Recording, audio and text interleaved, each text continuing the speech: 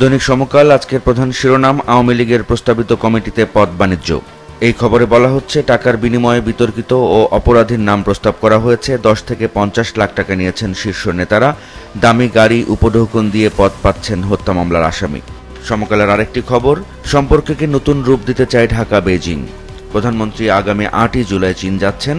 এতে উন্নয়ন অংশীদারিত্ব বাড়াতে আগ্রহ প্রকাশ করেছেন তিনি। পশ্চিমা দেশগুলো এই সফরের উপর তীক্ষ্ণ দৃষ্টি রাখছে, এই খবরটিও বলা হচ্ছে এতে। এছাড়া আরও বলা হয়েছে, রিজার্ভ বাজেট উন্নয়ন প্রকল্প বাস্তবায়নে বাংলাদেশ খুঁজছে ঋণ সহায়তা। নিবিড় কৌশলগত সহযোগিতামূলক অংশীদারিত্বের প্রস্তাব চীনের। সমকালের শেষ পাতার একটি খবর, রপ্তানিতে সরকারি তথ্যেই 14 বিলিয়নের গোজামিল। এই খবরে বলা হচ্ছে, গত অর্থবছরে 10 মাসে বেশি দেখানো হয়েছে $954 কোটি। ইপিবি এপ্রিল পর্যন্ত $47.47 বিলিয়ন রপ্তানি দেখালেও প্রকৃতপক্ষে হয়েছে $33.67 বিলিয়ন। দৈনিক কালবেলা আজকের প্রধান শিরোনাম, বেনজিরের আশীর্বাদ পেয়ে 100 কোটির মালিক পিয়ন। এই খবরে বলা হচ্ছে, গাজীপুরে জেলা প্রশাসকের কার্যালয়ে পিয়নের চাকরি করতেন মোহাম্মদ মোমেন নামে একজন। তিনি একই সাথে জমির দালালিও করতেন। সেই সূত্রে পুলিশের সাবেক মহাপরিদর্শক বেনজির আহমেদের কাছাকাছি যাওয়ার সুযোগ হয়। এরপর তাকে আর পেছনে ফিরে তাকাতে হয়নি।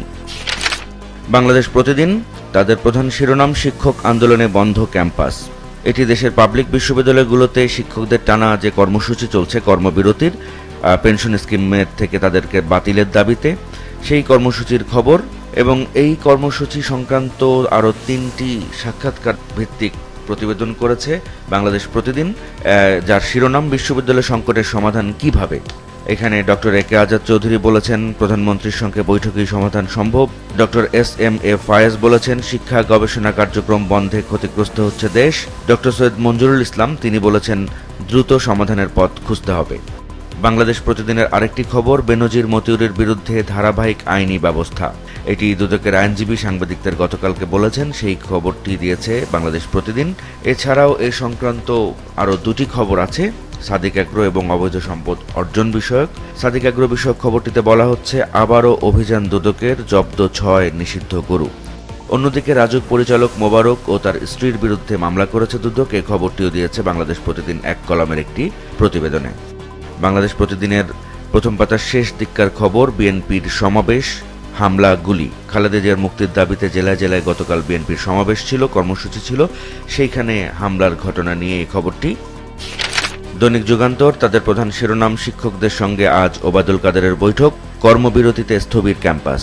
যুগান্তরের অন্য আরেকটি খবর, 6ষ্ঠ থেকে 9ম শ্রেণীর ষান্মাসিক পরীক্ষা। প্রথম দিনেই প্রশ্ন ফাঁস, পরীক্ষা শেষ 3 ঘণ্টায়। এতে বলা হচ্ছে, মাধ্যমিকে নতুন শিক্ষাক্রমে ষান্মাসিক মূল্যায়ন শুরু হয়েছে, যা গতকালকে থেকে পরীক্ষা হচ্ছিল। প্রথম দিনেই পরীক্ষার্থী নির্দেশিকা বা প্রশ্নপত্র ফাঁস হয়েছে। অভিযোগ উঠেছে, পরীক্ষার আগের দিন মঙ্গলবার রাতে এবং বুধবার সকালে বিভিন্ন সামাজিক যোগাযোগ মাধ্যমে প্রশ্নপত্র ছড়িয়ে পড়ে। যুগান্তরের প্রথম পাতার আরেকটি খবর, দুর্নীতির বরপুত্র সাবেক অতিরিক্ত আইজিপি শামসুদ্দোহা, 100 বিঘার খামারবাড়ি ঢাকার নবাবগঞ্জে। দৈনিক প্রথম আলো প্রধান খবর, ছড়িয়ে পড়ছে কোটা বাতিলের আন্দোলন। এটি সরকারি চাকরিতে কোটার পরিপত্র বাতিলের বিষয়ে যে আন্দোলন চলছে, সেই আন্দোলনের খবর।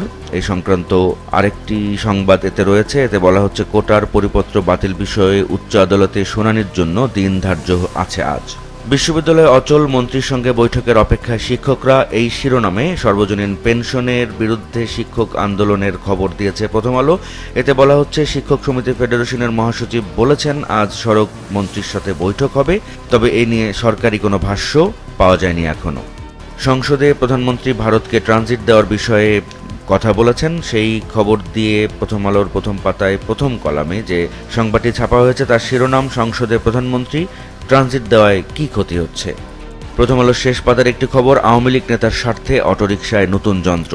এই খবরে বলা হচ্ছে, অটোরিকশা মিটারে চলাচল নিশ্চিত করতে না পারলেও নীতিমালার ছোট্ট একটি ধারা বাস্তবায়নে তোড়জোড় শুরু করেছে বিআরটিএ। সেটি হচ্ছে, অটোরিকশা ভাড়ার জন্য উন্মুক্ত থাকলে ফর হায়ার এবং ভাড়ার পর হায়ার্ড শব্দ প্রদর্শন বাধ্যতামূলক করা।